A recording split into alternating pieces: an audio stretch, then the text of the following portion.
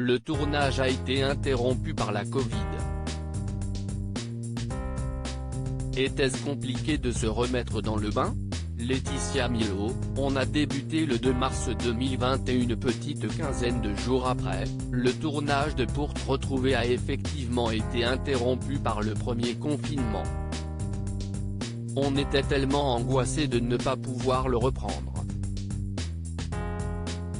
Alors à notre retour, le 26 juin, on était ravis, surmotivés pour achever le tournage dans les meilleures conditions possibles. D'autant que CST est un film important. Pour quelle raison? Nous étions tous très concentrés sur nos personnages, qui sont complexes. Que ce soit le mien, celui d'Assad, Bouab, vu dans 10%, note de la rédaction, ou des interprètes de Lucas, Anody Binard Duval et Vigo Ferrer-Hardier, note de la rédaction, qui ne sont pas autistes dans la vie. Justement, pourquoi ce ne sont pas des enfants autistes qui incarnent Lucas? Un autiste a besoin de garder une certaine routine dans sa vie, ses journées. Ce qui n'est pas compatible avec un tournage, où se trouvent beaucoup de personnes. Cela aurait été très compliqué, d'autant que le rôle de Lucas est conséquent. Comment avez-vous trouvé Anody Binard Duval et Vigo Ferrer-Hardier, qui jouent votre fils à deux âges différents? Ils ont été adorables, très professionnels, géniaux. On a créé une belle complicité. Assad et moi sommes parents dans la vie, si est sans doute plus facile de nouer un lien parce qu'on se sent concerné. Cela a également servi notre jeu, notamment au moment de la disparition de Lucas.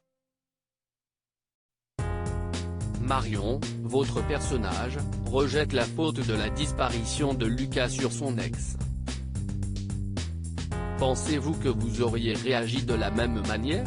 Je pense, parce qu'il y a un déchirement dans ce couple. L'un est dans le déni de l'autisme tandis que l'autre accompagne son fils dans son combat.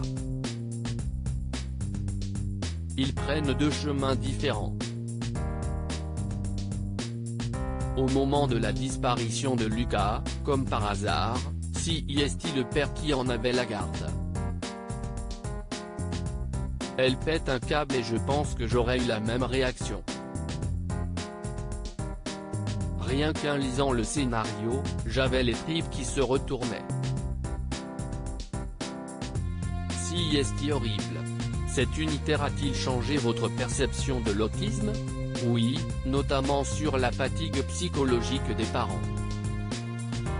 C'est très difficile, ils ne sont pas assez aidés. Ça m'a ouvert les yeux. J'ai regardé beaucoup de vidéos sur l'autisme, notamment celle d'Églantine Émeillé, qui m'a beaucoup ému. Comment ne pas être touché? Elle a un courage, une force. J'ai essayé de m'en inspirer au maximum.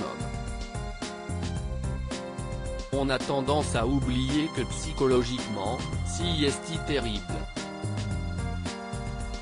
Vous qui êtes maman, appréhendez-vous l'adolescence de votre fille et les difficultés que cette période peut engendrer? Oh non, laissez-moi le temps. Je n'y pense pas du tout. Je ne pense déjà pas à l'année prochaine. Rire, je suis terre à terre. Je vis au jour le jour et j'essaie de profiter à fond des moments présents qui sont fabuleux.